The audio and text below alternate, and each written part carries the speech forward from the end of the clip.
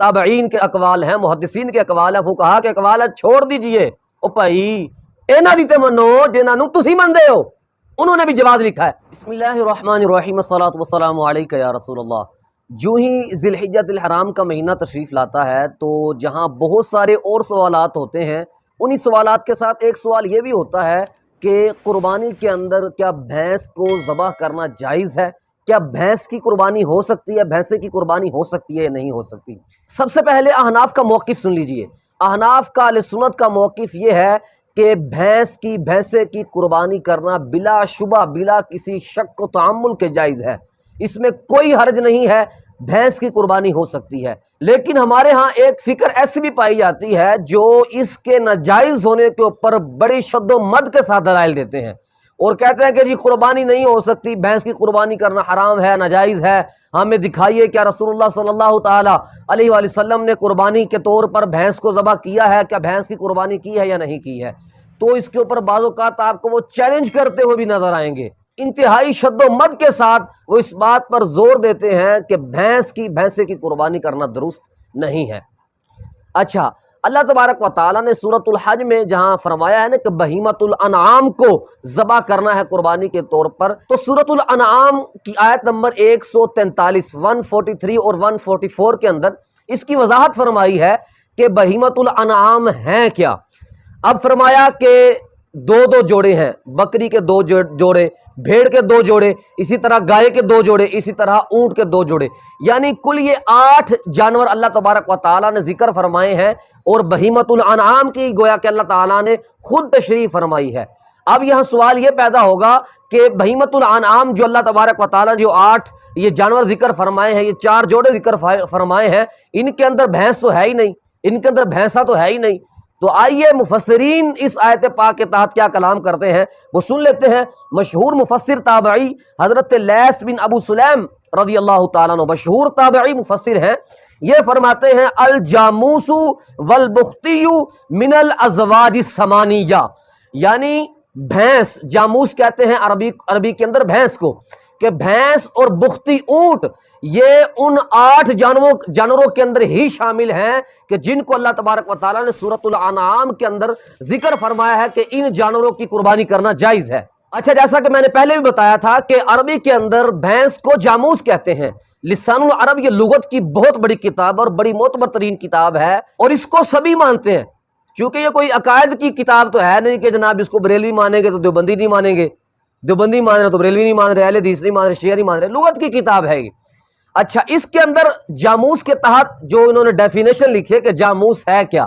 جاموس وہاں آپ جا کے دیکھیں اور لکھیں کہ جاموس کا معنی کیا ہے تو آپ کو پتہ چلے گا۔ وہ لکھیں گے کہ الجاموس نوع من البقر، کہ جاموس جو بھینس ہے یہ کوئی الگ سے کوئی جانور نہیں ہے بلکہ یہ بقر کی قسم سے، بقر عربی کے اندر گائے کو بقر کہتے ہیں، تو کہتے ہیں کہ جو بھینس ہے یہ گائے ہی کی ایک قسم ہے، ایسا نہیں ہے کہ یہ الگ سے کوئی جانور آ گیا ہے۔ تو جب یہ اس گائے کی قسم سے ہے تو ان جانوروں کے اندر یہ شامل ہے جن جانوروں کو اللہ تعالیٰ نے قربانی کے طور پر جو ذبح کرنے کا حکم فرمایا ان کے اندر شامل ہے یہ۔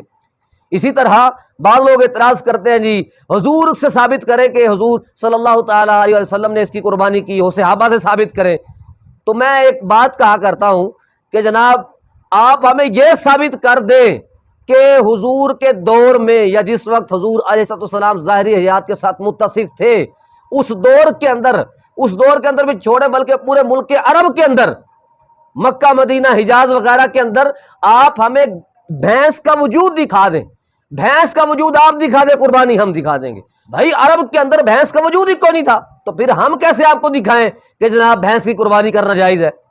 تو یہ بالکل ایک بے وقوفانہ سی بات ہے کہ جس کو لے کے وہ ڈنڈورا پیٹا کرتے ہیں کہ جی حضور نے نہیں کی ہے۔ ہاں تابعین سے ملتا ہے، بلکہ تابعین چھوڑیے، مسند الفردوس کی ایک روایت حضرت مولا علی رضی اللہ تعالیٰ عنہ سے قربانی کے متعلق سوال ہوئے تو انہی سوالوں میں جاموس کے متعلق، بھینس کے متعلق سوال ہوا تو مولا علی رضی اللہ تعالیٰ عنہ فرمایا کہ الجاموس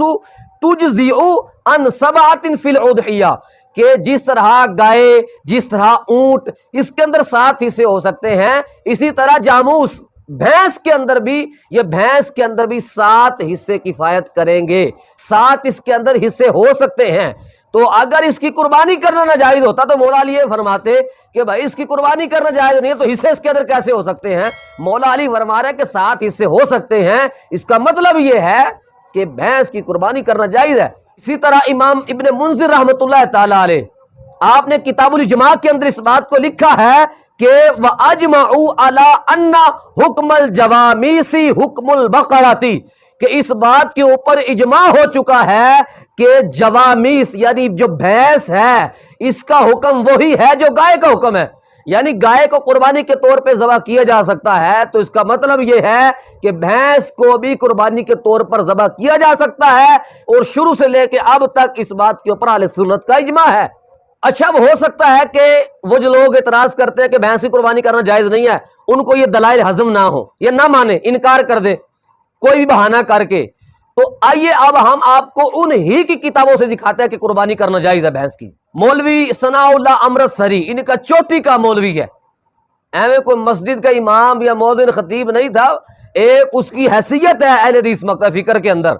اس نے فتاوی ثنائیہ کے اندر لکھا ہے کہ ایک بھینس کی قربانی کرنا بلا شبہ جائز ہے، اس کے اندر کوئی حرج نہیں ہے۔ اسی طرح حافظ محمد گوندلوی، اس نے بھی لکھا کہ بھینس کی قربانی کرنا جائز ہے۔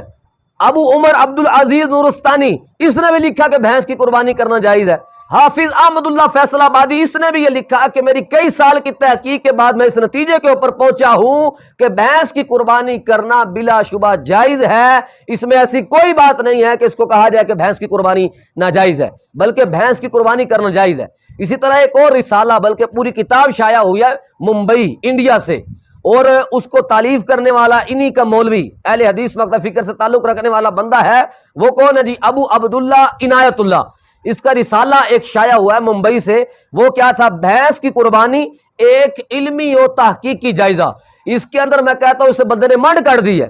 اخیر کر دیا اس بندے نے۔ اس نے جناب احناف، شوافع، حنابلہ، مالکہ، سبھی علماء محدثین فقہا کے اقوال ذکر کیا کہ جنہوں نے کہا کہ قربانی کرنا جائز ہے، اور اس بات کو لکھا ہے کہ اس بات کے اوپر اجماع ہو چکا ہے کہ بھینس کی قربانی کرنا جائز ہے۔ اور پھر اس نے ابھی جو موجودہ دور کے علماء حرمین ہیں ان کے فتاوی ذکر کیے ہیں، اور پھر آخر کے اندر اس نے